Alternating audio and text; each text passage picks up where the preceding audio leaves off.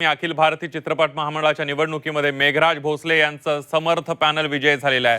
समर्थ पॅनलचे सर्व सदस्य निवडून आल्याने विरोधी चित्रकर्मी पॅनलला एक मोठा धक्का बसलेला आहे। निकाल घोषित झाल्यानंतर मेघराज भोसले आणि सर्व सभासदांकडून जल्लोष करण्यात आलेला आहे।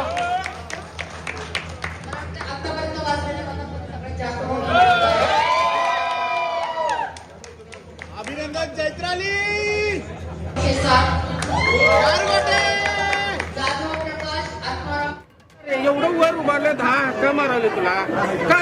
आपण बघतोय अखिल भारतीय चित्रपट महामंडळाच्या निवडणुकीमध्ये मेघराज भोसले यांचं समर्थ पॅनल विजयी झालेला आहे। समर्थ पॅनलचे सर्व सदस्य निवडून आल्यानं विरोधी चित्रकर्मी पॅनलला एक मोठा धक्का बसलेला आहे। निकाल घोषित झाल्यानंतर मेघराज भोसले आणि त्यांच्या सर्व सभासदांकडून जल्लोष करण्यात आलेला आहे।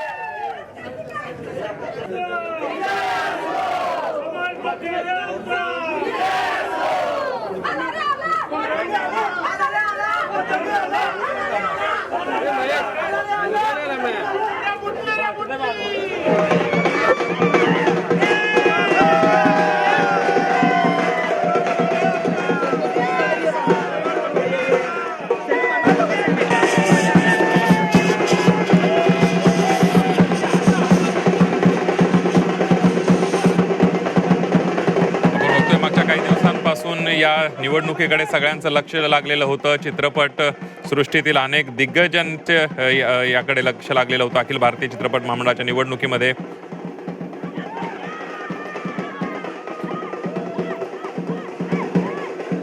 आणि यामध्ये मेघराज भोसले यांच्या पॅनलनं समर्थ पॅनलनं बाजी मारलेली आहे।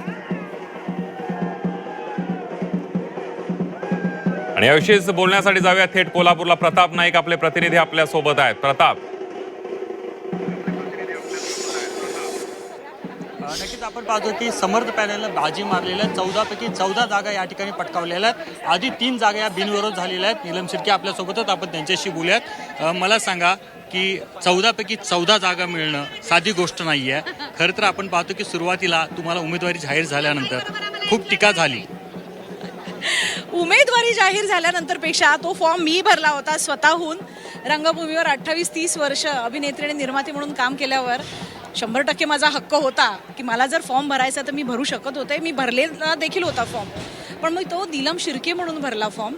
आणि नंतर ज्या बातम्या सुरू झाल्या त्यावेळी मीच परत तपासून बघितलं की मी नीलम शिर्के म्हणून फॉर्म भरला की मी नीलम उदय सामंत म्हणून फॉर्म भरला। कारण का मी आजीव सभासद आहे, चित्रपट महामंडळाची गेली 28 वर्ष सभासद आहे। आणि या सगळ्या प्रोसेसमध्ये मी फॉर्म भरल्यानंतर वर्षा उसगावकरांचा फॉर्म आला। आणि मग जेव्हा मला लक्षात आलं की वर्षाताईंनी फॉर्म भरलाय, तर मला ना कुठले हेवे दावे आणि ह्यांच्यावर चिखलफेक ते हे राजकारण नाही आहे, हा आखाडा नाही आहे। आणि वर्षाताई शेवटी माझ्या सिनियर आहे, इतकी वर्ष त्या काम करत आहेत। एक ग्लॅमर इंडस्ट्री गर्ल म्हणून आम्ही त्यांना मराठीतली एक ग्लॅमरस अभिनेत्री म्हणून ओळखतो। ते 100% चांगलं काम करणार, आमच्या विचाराने काम करणार। त्यामुळे मी माघार घेतली, मग ह्यात राजकीय हस्तक्षेप होता म्हणून मला काही कमीपणा वाटला। मला कमीपणा वाटला असं की राजकारण असताना तर मी माघार घेतलीच नसते। पण माघार घेणं म्हणजे मी हरले किंवा घाबरले असं नाही, मी उलट जिंकलेच ना। वर्षाताई बिनविरोध निवडून आले म्हणजे मी जिंकले, माझा जाहीर पाठिंबाच होता त्यांना। वर्षाताईच्या जागी दुसरी कुठली दिग्गज अभिनेत्री जर उभी असती माझ्याही पेक्षा अनुभवानी मोठी, तर मी तो 100% रिस्पेक्ट दिला असता त्यांना। तुम्ही माघार घेतलीत, पण समर्थ पॅनलला समर्थपणे साथ दिलीत का तुम्ही?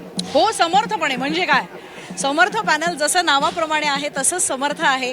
त्यामुळे पहिल्या दिवसापासून मी त्यांना पाठिंबा नोंदवला होता। मी अगदी माझ्या जाहीर भाषणामध्ये देखील सांगितलं होतं की समर्थ पॅनल बरोबर माझा पूर्ण पाठिंबा आहे। कारण का माझ्या विचारसरणीने काम करणारी ती सगळे लोक आहेत, त्यामुळे त्याच विचारसरणीने काम झालं पाहिजे। आम्ही असे विरोधक, हे वेगळे तो गट वेगळा असं नाही आमच्याकडे। आम्ही सगळे एकत्र चित्रपट महामंडळाचे आहोत। सगळ्यांच्या समस्या सारख्या आहेत, सगळ्यांचे प्रॉब्लेम सारखे आहेत, सगळ्यांचे हक्क सेम आहेत। मग ते मिळवण्यासाठी वेगवेगळं लढून चालणार नाही, ते एकत्रच झालं पाहिजे।